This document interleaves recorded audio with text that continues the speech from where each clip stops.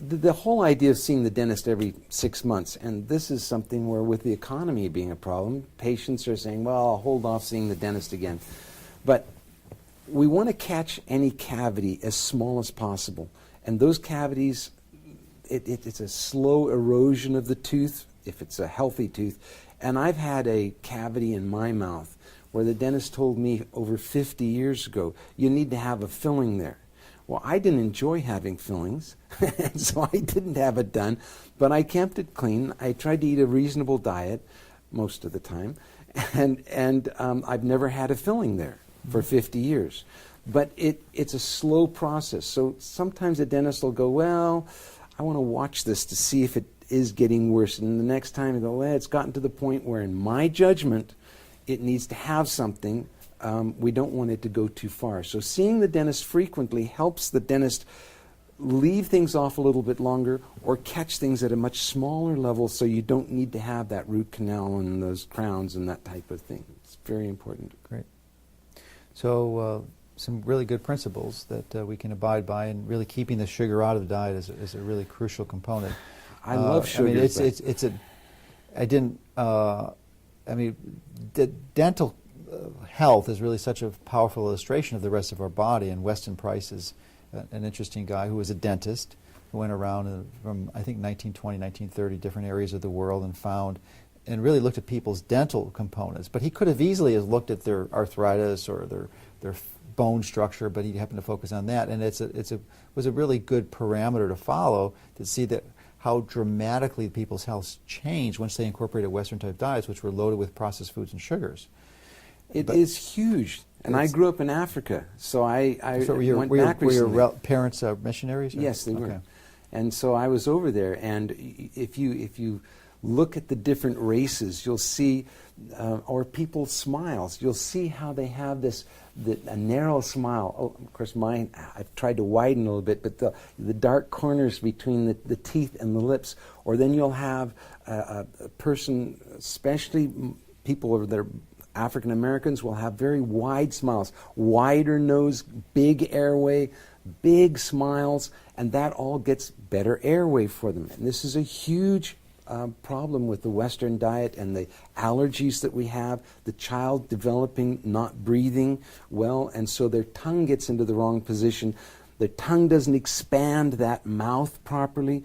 When the mouth doesn't expand properly, then they not only, the nose is like a triangle. And so if you have a narrow mouth, then you have a narrow nose. And if you can widen that mouth on out, all of a sudden you've just made a huge difference in the amount of air that a person can get. And the dentist is responsible for ensuring that lower third of the face develops properly so the patient has great airway.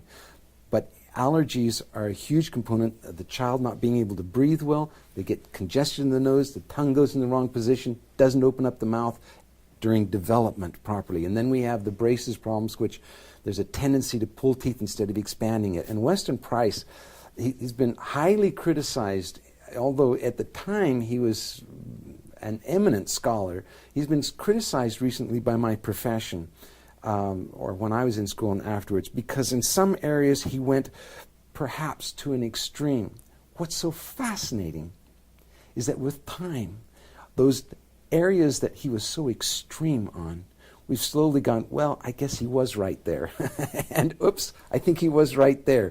And there's very few places now where he was so radical where we're now saying, we still haven't proven whether that's right or wrong yet. So we've had to backpedal a lot on our criticisms of Weston. Well, it's sort of an illustration of Schopenhauer's commentary on truths. Most all truths go through three stages. One is it's rejected or disbelieved, then it's violently opposed, which sounds, and then it's widely accepted as fact. You know, so I mean, it just sometimes it takes a little longer than others, but it's not just true for health; it's really true for most. And I was fascinated, and I don't have the answer for what about our Western civilization is causing this allergy airway problem where the development of the mouth and the crowded teeth are there.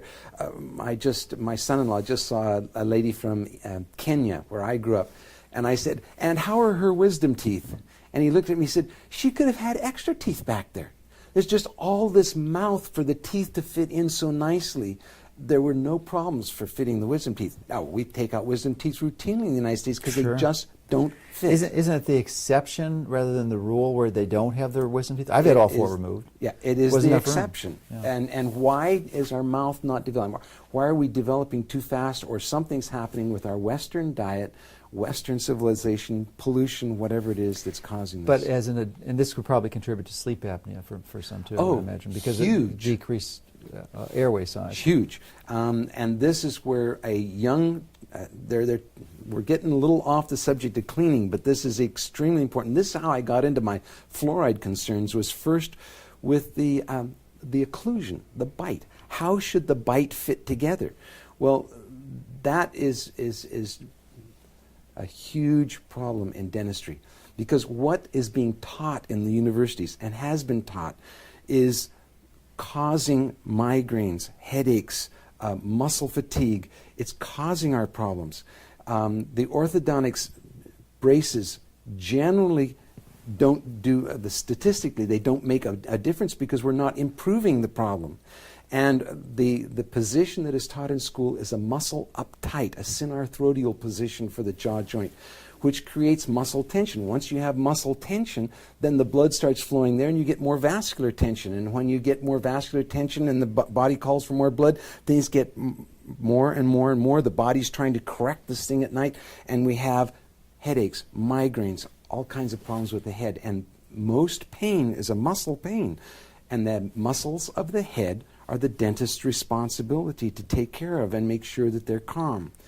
That all starts right back there with that airway and the allergy problems for the child, getting that tongue in the right position. So the tongue should be in the, when a person swallows, their teeth should lightly touch.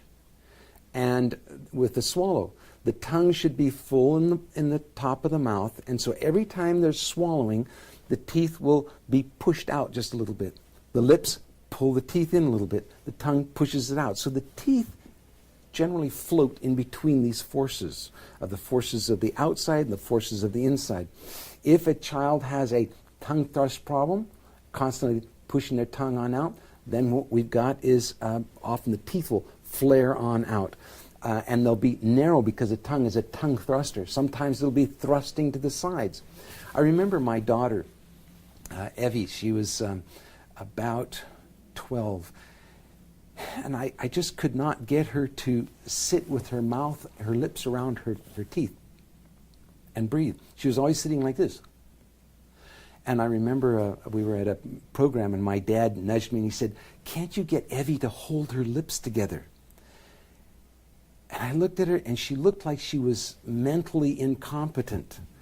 And I said, "Evie, you look like a doofus sitting there with your mouth open. Get your lips together."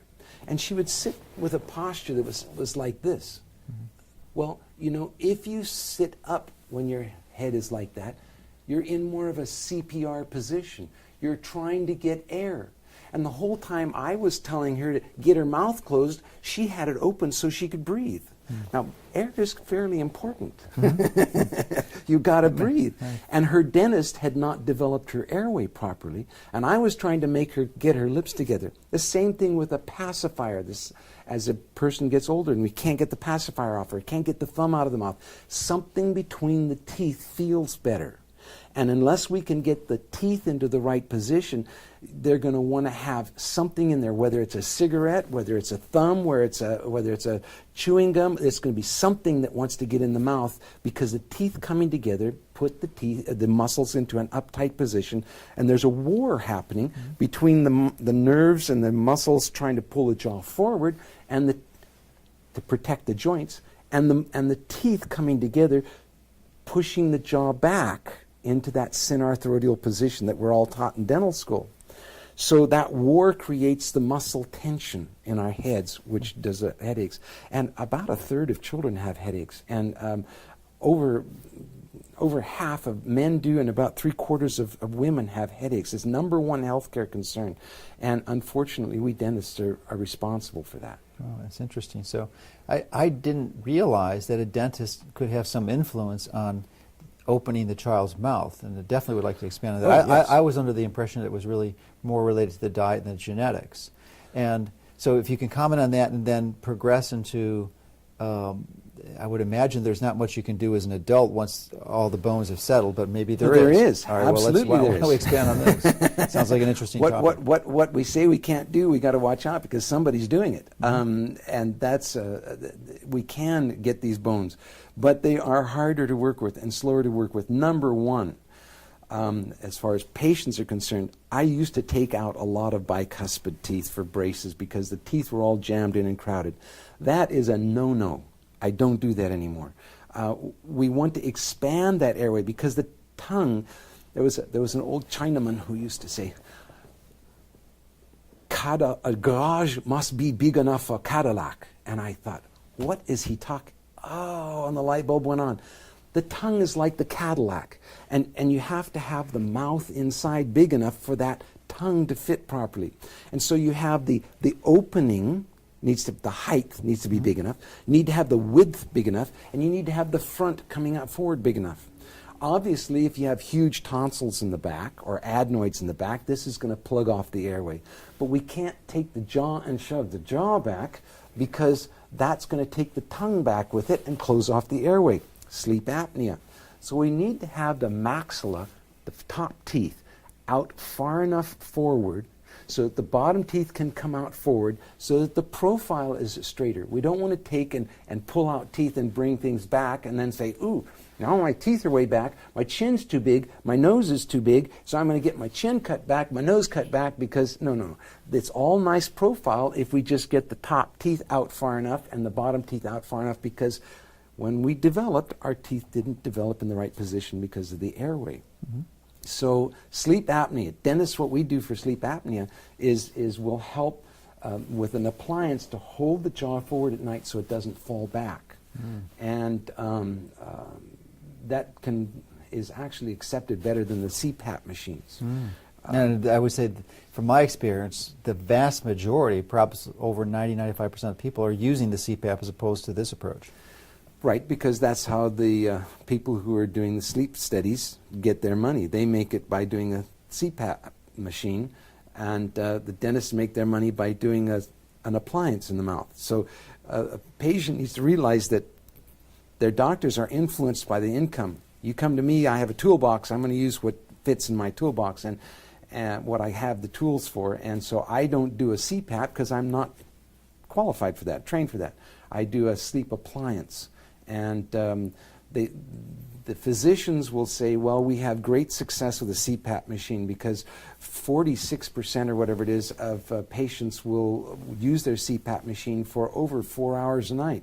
That's considered success.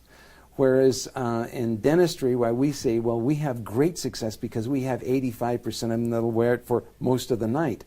Well, neither way is good. We'd like to have this mouth develop into the right position and then not have to use all the hardware after.